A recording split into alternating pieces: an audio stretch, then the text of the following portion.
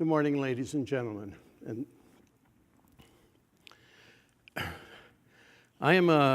my name's Herb Wagner, and at the age of 74, I'm a 12-and-a-half-year breast cancer survivor. Thank you. I'm also the founder and CEO of A Man's Pink, which is the first survivor-sponsored male breast cancer advocacy organization that supports our website, malebreastcancer.ca, and our Male Breast Cancer Facebook page. Our website and Facebook page provide support and information to other male breast cancer patients, survivors, and their loved ones. Our mission is to increase awareness, increase early detection, and optimize the survival rates for men diagnosed with this disease. Our goal is to establish the third week of October as Male Breast Cancer Awareness Week globally. In October of 2004, I had my routine physical with my family physician in Ohio, and before heading south for the winter. At that time, I informed him about changes in my right nipple, which had started about 3 weeks earlier. When he looked at it, he disregarded one of the primary signs of breast cancer in an inverted or retracted nipple and said, "Wow, that's interesting, but you have nothing to worry about." Well, at that time, I knew nothing about breast cancer in men, so I accepted his diagnosis and I went south for the winter. Approximately 5 months later, while visiting my new family physician in Florida, within minutes of removing my shirt and Dr. Blackburn seeing the inverted nipple, I was scheduled for a mammogram the following day. Now, there's something every man should experience. I'm sure if they did, they'd be far more understanding of what women go through. Anyway, he called me at home that evening and told me that there was a lump in the breast, and he had arranged for a biopsy with a surgeon friend of his the next day. That was Friday. Monday morning, I was told I had breast cancer and should undergo surgery as soon as possible. Although men are usually at risk at any age, they're usually diagnosed between 60 and 70 years old. I was 61 at the time of diagnosis. 9 days following the original mammogram, I underwent a sentinel node evaluation, modified radical mastectomy, and the removal of 5 lymph nodes. The tumor was later classified as stage 2-3 estrogen receptor positive IDC. All 5 lymph nodes were clear of any cancer cells, and the margins were all clear. So my treatment was to be on hormone therapy with Arimidex for 5 years without the need for chemo or radiation therapy. Now, hormone therapy is also every man's dream and should experience. Wow, it was a ride. I'm now 12 years in remission. Although very rare, slightly less than 1% globally of all breast cancer is diagnosed in men. In other words, approximately 2,350 men in the US and about 210 men in Canada will be diagnosed annually with breast cancer. And as a result, 10 men will die each and every week from breast cancer in these 2 countries. When the same type and grade of tumor is diagnosed at the same stage in either men or women, the prognosis and treatment options are very similar. Unfortunately, however, the overall prognosis for men is not as good as it is for women, because more often than not, male breast cancer is diagnosed at a later, more advanced stage, which results in a 5-year survival rate for men of about 74% compared to 83% for women.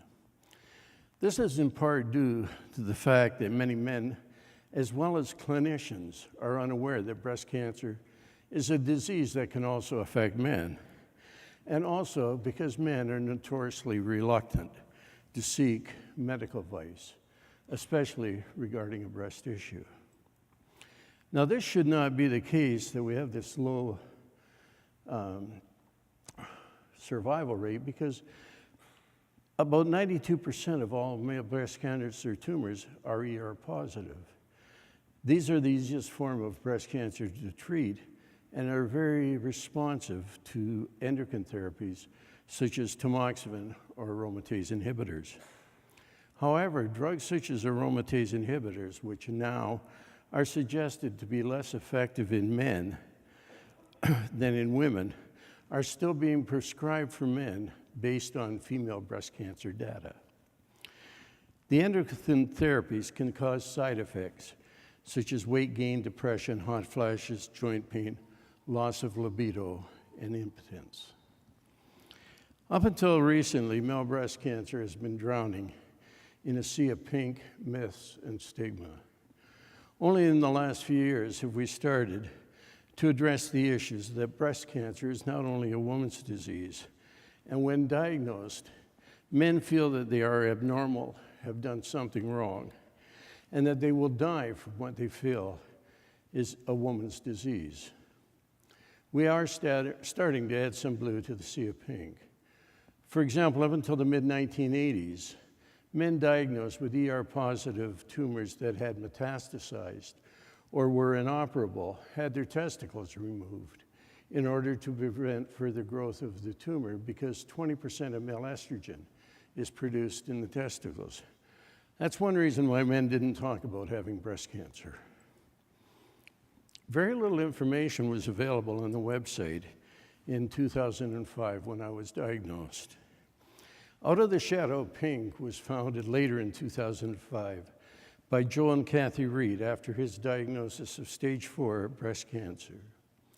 The Brandon Greening Foundation was founded in 2007 by Brandon Greening and his wife Connie after his diagnosis of breast cancer at the age of 34.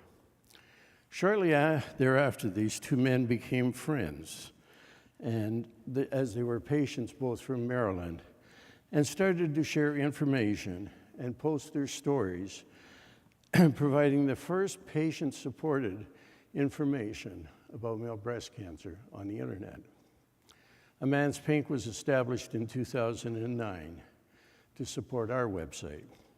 However, it wasn't until 2011 or 2012 that the establishment breast cancer organizations and foundations started to realize that because of the work initiated by Joe and Branding, it was time for them to put some information about male breast cancer on their websites. In 2007, these two gentlemen, along with their wives, drafted a proclamation to declare the third week of October as Male Breast Cancer Awareness Week. In July, we launched our website, and in October, I was contacted by Kathy and asked to join forces with them to promote the third week of October as Male Breast Cancer Awareness Week.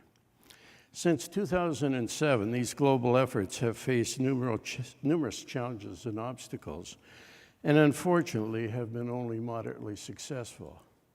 However, Australia has designated for the first time October 20th this year to be designated as Male Breast Cancer Awareness Week in Australia, the whole country. Now, sadly, Joe lost his battle with breast cancer in 2008 at the age of 44. Today, Kathy and Out of the Shadow of Pink continue to aggressively support male breast cancer awareness. And unfortunately, Brandon lost his battle with breast cancer in 2011 at the age of 38. Connie was unable to continue supporting male breast cancer. These two men died too young. In May of 2014, I was contacted by internationally renowned Australian breast cancer oncologist and author John Boyages to comment on his book entitled Male Breast Cancer Taking Control, which was published in March of 2015. Since that time, we've been working closely to find ways to globally promote awareness for patients to increase early detection and therefore survival rates. I personally met with John in San Francisco in September of 2015 at which time we discussed if and how it might be feasible to focus more attention on male breast cancer to the medical community. We wondered if it would be feasible to initiate a male breast cancer session in a major breast cancer conference. We'd been fostering the idea that if we could provide a collaborative global vehicle for all those directly involved, including clinicians from all areas, patients, survivors, and advocacy organizations, we could expand our mission to have actual male breast cancer sessions included in breast cancer and oncology conferences and symposium globally.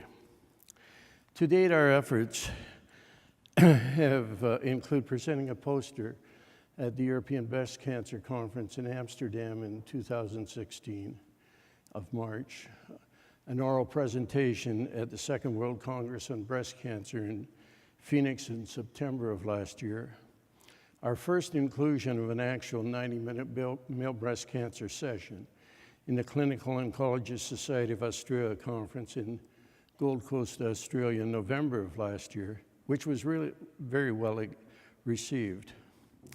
Attending a week-long breast cancer advocacy program sponsored by Alamo Breast Cancer's Foundation here in San Antonio last September, and a presentation at a poster presentation at the San Antonio Breast Cancer Symposium last year, and now this 60-minute session.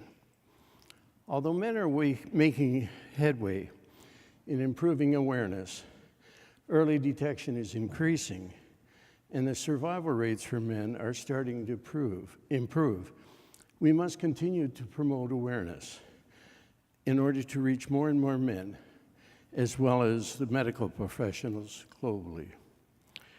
Eventually, we will be able to achieve survival rates similar to those for women. While we continue to offer treatments for men based upon female breast cancer protocols, recent studies are starting to show that differences between male and female breast cancer are becoming evident. For example, recent BRCA1, BRCA2 mutation studies by Professor Charlene Hesbiber of Boston College indicate that men who are positive for BRCA are more likely to get tested to learn about their family's risk rather than their personal health, are less likely to perceive a positive BRCA test as a direct threat to their health, and are less likely to undergo medical procedures to reduce their risk. The main or principal goal of the Male Breast Cancer International Study, initiated in 2013, was to analyze the largest series of male breast cancer patients ever studied, involving 1,862 men diagnosed between 1990 and 2010. Results published in 2014 showed new insight into the clinical and biological characteristic differences of breast cancer in men and those previously reported for breast cancer in women. The results also indicated that men diagnosed with breast cancer are not well managed in the clinic. For example, even though most male breast cancers are ER positive, only 77% of those received endocrine therapy like tamoxifen. Now, there's ongoing debate today about whether aromatase inhibitors used in females are as beneficial as in men. It was also reported that even though 56% of male breast cancers are diagnosed when the tumors are very small, only 4% of those patients had breast conserving surgeries. Most had a mastectomy, which impacted significantly their quality of life. In this study, 92% of the tumors were positive for the estrogen receptor. Increasing awareness is starting to provide opportunities for men to identify and overcome the difficulties male breast cancer patients encounter in terms of lack of support and being treated with female treatments in a female environment. By increasing knowledge, we can eliminate the stigma and myths and provide men with a more comfortable setting in which to endure their treatment and recovery. In 2009, since 2009, we've been gaining momentum, increasing awareness and survival rates. The next natural progression would be for male breast cancer advocacy organizations to push the medical community globally for more inclusion of male breast cancer patients in breast cancer clinical trials. Since our goal is to continue to provide the best possible treatment and outcome for male patients, we are continually seeking input from medical professionals and organizations as to what they feel should be done and how best to accomplish our goals of increasing awareness, early detection, and the survival rates for men. In recent years, the number of patients and survivors willing to talk about their disease and journey has risen dramatically. Consequently, the number of websites and personal information related to MBC on the internet has also increased significantly.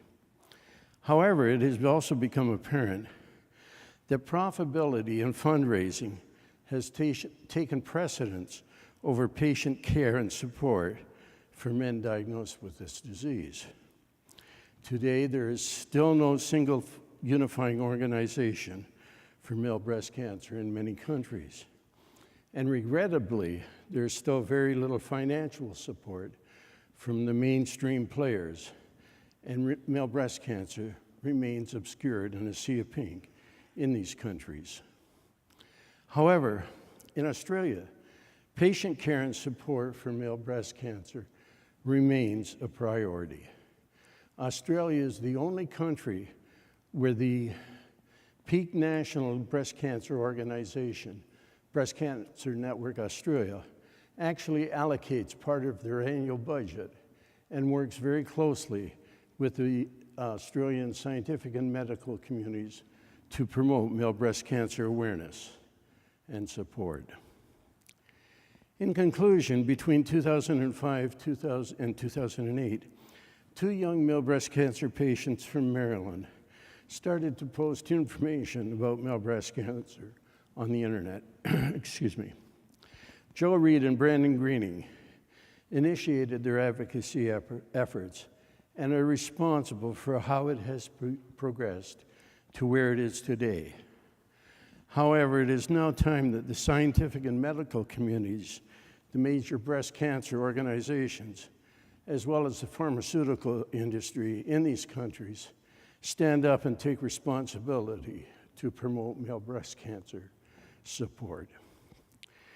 By following the lead from Australia and actively financially promoting male breast cancer awareness, as was done globally for female breast cancer in the 1980s, we can bring male breast cancer awareness into the 21st century, improve the journey for men, dramatically increase survival rates, extricate male breast cancer from the depths of the sea of pink, and eliminate the inequality experienced by men diagnosed with breast cancer.